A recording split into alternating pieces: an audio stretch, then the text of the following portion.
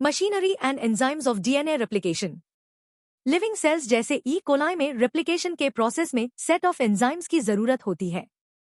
मुख्य एंजाइम को DNA dependent DNA polymerase कहा जाता है, क्योंकि यह डीएनए टेम्पलेट का उपयोग करके डेओक्सीन्यूक्लियोटाइड्स की पॉलीमराइजेशन को कैटलाइज करता है। ये एंजाइम्स अत्यधिक एफिशिएंट होते हैं, क्योंकि इन्हें बहुत कम समय में बड़ी संख्या में न्यूक्लियोटाइड्स की पॉलीमराइजेशन करनी होती है। ई कोलाई में केवल 4.6 मिलियन बेस पेयर्स होते हैं और यह रेप्लिकेशन का प्रोसेस 18 मिनट में पूरा कर लेता है। इसका मतलब है कि पॉलीमराइजेशन की एवरेज रेट लगभग 2000 बेस पेयर्स प्रति सेकंड होनी चाहिए। ये पॉलीमरेज केवल तेज ही नहीं होते, बल्कि इन्हें हाई डिग्री ऑफ एक्यूरेसी के साथ रिएक्शन को कैटलाइज भी करना होता है। रेप्लिकेशन के दौरान कोई भी मिस्टेक म्यूटेशंस का कारण बन सकती है।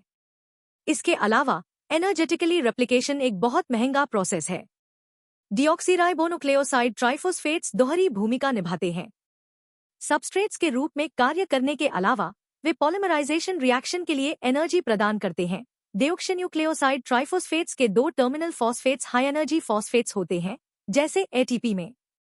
डीएनए डिपेंडेंट डीएनए पॉलीमरेज के अलावा रेप्लिकेशन प्रोसेस को हाई डिग्री ऑफ एक्यूरेसी के साथ पूरा करने के लिए कई एडिशनल एंजाइम्स की जरूरत होती है।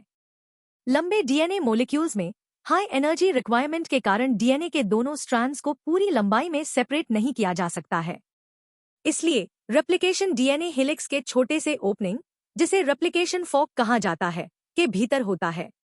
डीएनए डिपेंडेंट डीएनए पॉलीमरेज केवल एक दिशा में पॉलीमराइजेशन को कैटलाइज करते हैं, अर्थात 5 प्राइम टू 3 प्राइम। यह रेप्लिकेटिंग फॉर्क पर कुछ एडिशनल कॉम्प्लिकेशंस पैदा करता है। एज अ रिजल्ट, एक स्ट्रैंड जिसकी पोलैरिटी 3 प्राइम टू 5 प्राइम है पर रेप्लिकेशन कंटिन्यूअस होता है, जबकि दूसरे स्ट्रैंड जिसकी पोलैरिटी 5 प्राइम टू 3 प्राइम है पर यह डिसकॉन्टिन्यूअस होता है। डिसकॉन्टिन्यूअसली सिंथेसाइज्ड फ्रैगमेंट्स को बाद में डीएनए लिगेज एंजाइम द्वारा जोड़ा जाता है। डीएनए पॉलीमरेज अपने आप रेप्लिकेशन प्रोसेस को इनिशिएट नहीं कर सकते और रेप्लिकेशन रैंडमली डीएनए में किसी भी जगह इनिशिएट नहीं होता। ई कोलाई डीएनए में एक डेफिनेट रीजन होता है जहां से रेप्लिकेशन शुरू होता है। ऐसे रीजन्स को ओरिजिन ऑफ रेप्लिकेशन कहा जाता है।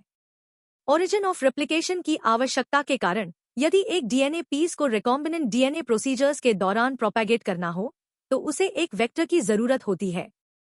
वेक्टर्स ओरिजिन ऑफ रेप्लिकेशन प्रदान करते हैं।